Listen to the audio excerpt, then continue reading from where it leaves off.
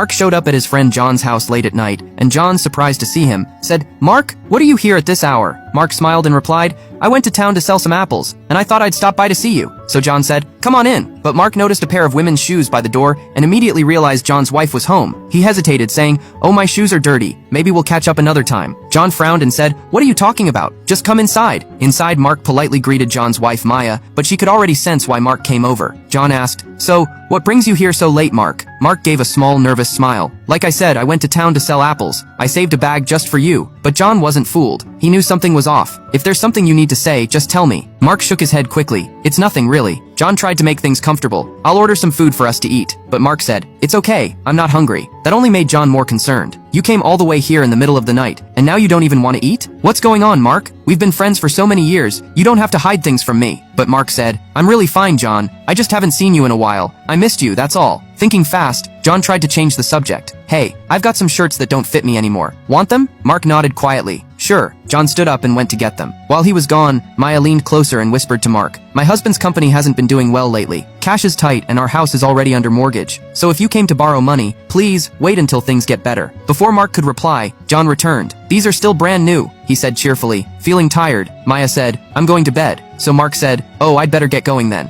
But just a few seconds after Mark left, Maya came out of the bedroom, looking worried. "Honey, why is $2,000 missing from the drawer?" John sighed softly. "Babe, I know Mark came to ask for help, but he was too embarrassed to say it in front of you, so I hid $2,000 in the shirts I gave him." Maya frowned, her voice rising. "You know how bad things are right now for your company, and you still gave him money?" John looked at her calmly. "Babe, I've treated Mark like a brother for so many years. If he needs help, I have to help him. I know he'd do the same for me." Maya scoffed. "When has he ever helped you? He just came to borrow money and brought a bag of rotten apples." Not wanting to argue anymore, she grabbed the bag of apples to throw them away. But something caught her eye. Hidden inside the bag were a letter and a card. It was from Mark, and the letter read, "John, you're still the same, always keeping your problems to yourself. I've wanted to do something for you for a long time, but I'm just a farmer. Still, I have apples, and this year's harvest was good. I made $80,000 selling them, so I loaded all of it into this card. Use it to fix your company problems." Tears filled John's eyes, and without wasting a second, he rushed out to find Mark, only to see Mark already running back toward him. When they met, John held out the card. "Why would you do this for me?" Mark smiled and held up the cash John had hidden in the shirts and said, "Why would you do this for me?" With smiles on their faces, John said, "Well then, let's grab a drink." So friends, do you have someone in your life whom you can truly call a brother?